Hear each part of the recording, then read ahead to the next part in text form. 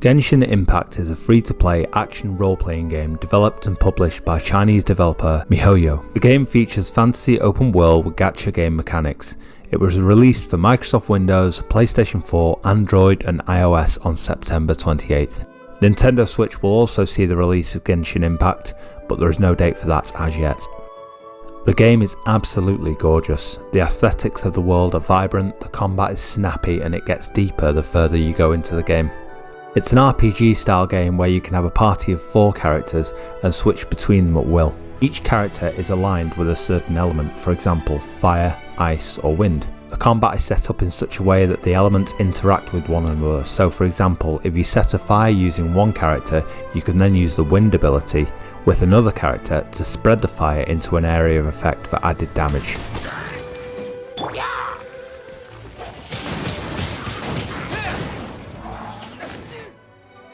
There are a lot of things to really love about this game and a few things I'm not too keen on, but I'll get into that toward the end. You can craft weapons, pick up artifacts to add to your character stats and equip set bonuses for health, defense or damage boosts. You can unlock and cook recipes for bonuses to your health and combat. The weapons for each of your party can also have bonus effects so that when interacting with certain elements they do additional crit or attack damage. They can also be leveled up.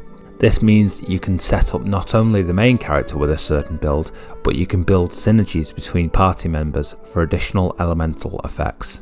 This gives the combat the potential for a lot of depth and choice about how you approach your enemies. The story at baseline is about 2 travellers, twins, who are separated on arrival. The overarching story is that you are searching for your lost sibling. With that as a backdrop, there are a number of sub-stories to uncover as you begin to progress through the world.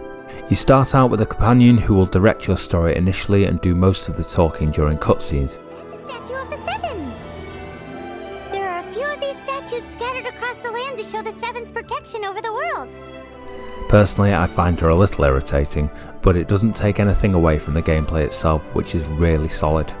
As you get a little further into the gameplay, you'll see that combat just keeps getting better. This moment will be frozen in time. The more challenging enemies can be tough at first to figure out how to counter them and which elements will be best to use to defeat them with. There is also a dungeon system which I'm really looking forward to delving into more. When I first started the game, I was surprised at how easy it was to level up the individual characters in my party. It seemed to let me progress too quickly. But then I realised there is another levelling system working in the background called your adventurer level, and it's this one you will need to progress in order to unlock various elements of the story or unlock certain dungeons. When you get to adventurer level 16, this also unlocks the ability to co-op with other players.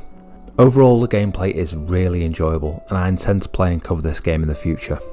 In terms of criticisms though, I personally don't like the monetisation system. Honestly guys, the game is good enough to be a pay-to-play game. I would have quite happily bought this game outright.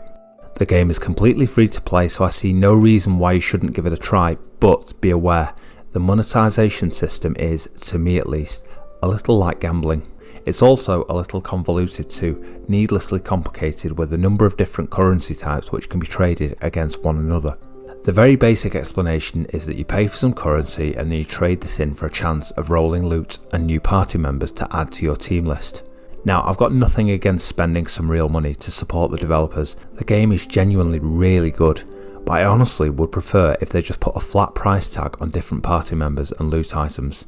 The way it works at the moment is that you have the chance at rolling certain party members and loot when you cash in your chips, but that seems like a dangerous practice to me. Some people are more vulnerable to this sort of system and may end up spending more than they can afford when chasing a certain item.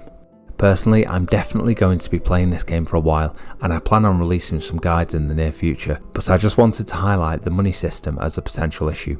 You don't need to spend any money, so you can go ahead and download the game for free right now and jump in. I would highly recommend it, but just be careful not to get too carried away chasing in-game items and spending more than you can afford.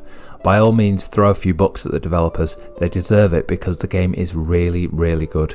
Just don't get caught up. I hope you found this useful. Thank you for watching. Take care. Stay safe. Bye bye now.